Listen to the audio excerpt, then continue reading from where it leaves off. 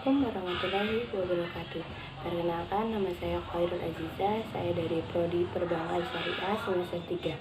Saya di sini akan menceritakan sedikit tentang peradaban Islam di masa Nabi Muhammad SAW. Nabi Muhammad SAW lahir pada hari Senin 12 Rabiul Awal tahun Gajah, atau tepatnya pada tanggal 20 April 507 Masehi. Muhammad bin Abdullah lahir dalam keadaan yatim dari ibunda yang bernama Aminah binti Wahab. Setelah 5 tahun dibesarkan oleh Halimatus Sa'diyah, ia dikembalikan kepada ibundanya.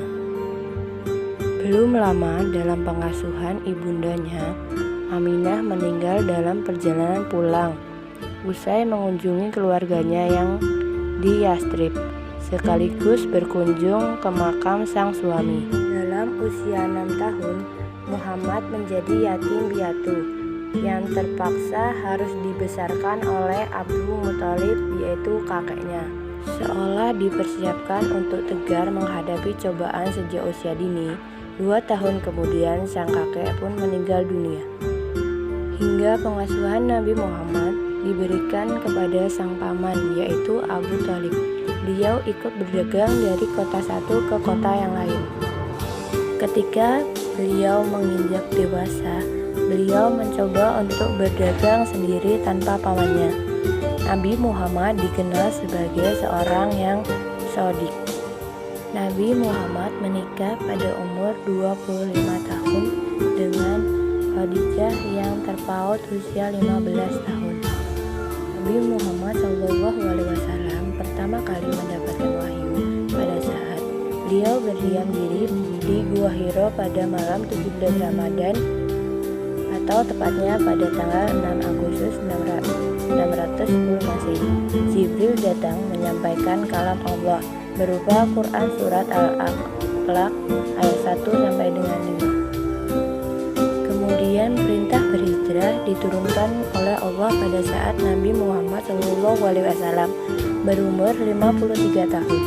Hijrahnya Nabi Muhammad mempunyai 2 fase, yaitu fase Mekah dan fase Madinah. Fase Mekah adalah fase di mana Nabi Muhammad SAW pertama kali mendapatkan wahyu di Mekah hingga beliau berhijrah ke Madinah.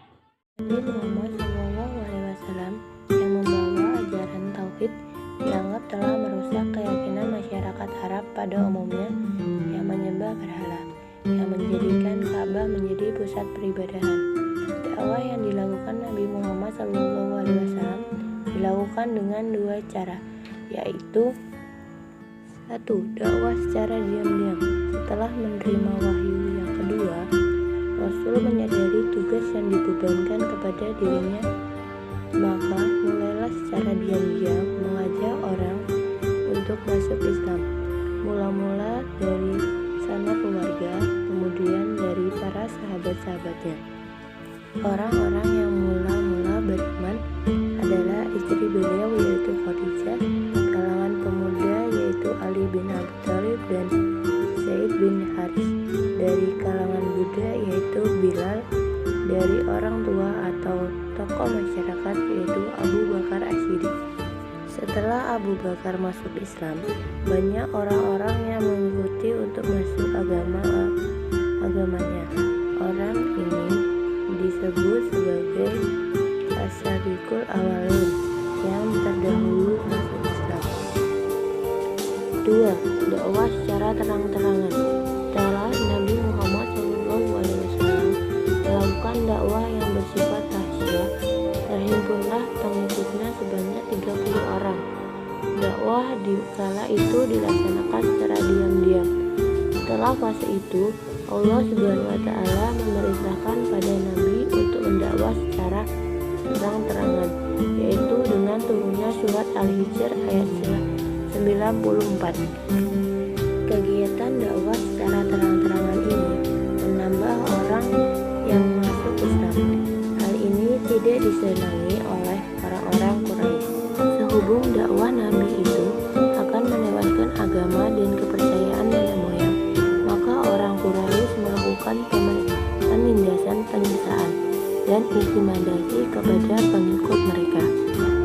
Untuk menghindari banyak teror dari musuh, Nabi Muhammad mengajak untuk berhijrah ke luar Mekah, yaitu Abbasiyah. Dengan meninggalkan kaum Quraisy, hijrahlah beliau ke Taif Bani Syakir dengan mengharap dapat pertolongan serta tambahan pengikut.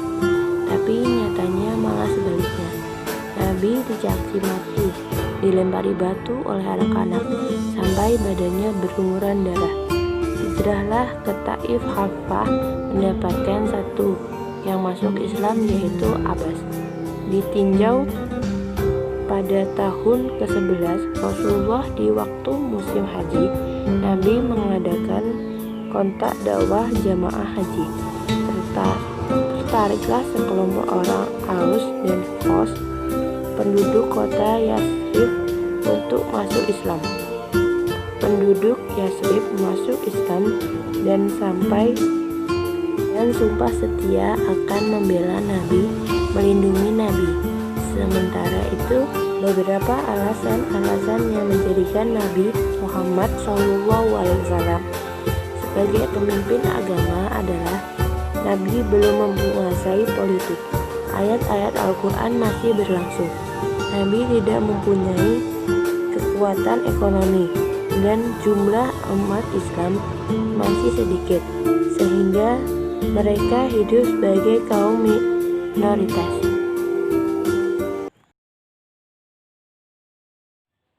Fase Madinah adalah fase di mana Nabi Muhammad berhijrah dari Mekah ke Madinah hingga beliau bukan takut kepada kaum Quraisy yang ada di Mekah, melainkan beliau melihat ada strategi untuk mengembangkan Islam di Madinah. Ada 3 faktor pengembangan Islam di Madinah.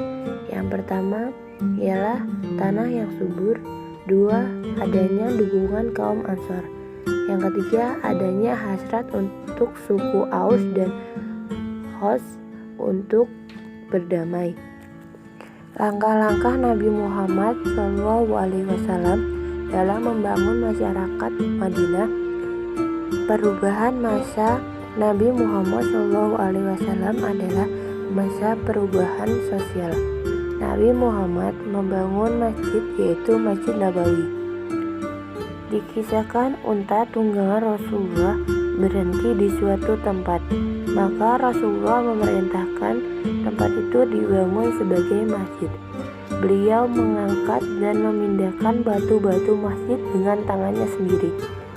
Saat itu kiblat dihadapkan ke Baitul Maqdis dan tiang masjid terbuat dari batang pohon kurma, sedangkan atapnya dari pelepah daun kurma. Mungkin hanya itu yang bisa saya sampaikan. Banyak salah, banyak kurang, saya mohon maaf. Saya akhiri.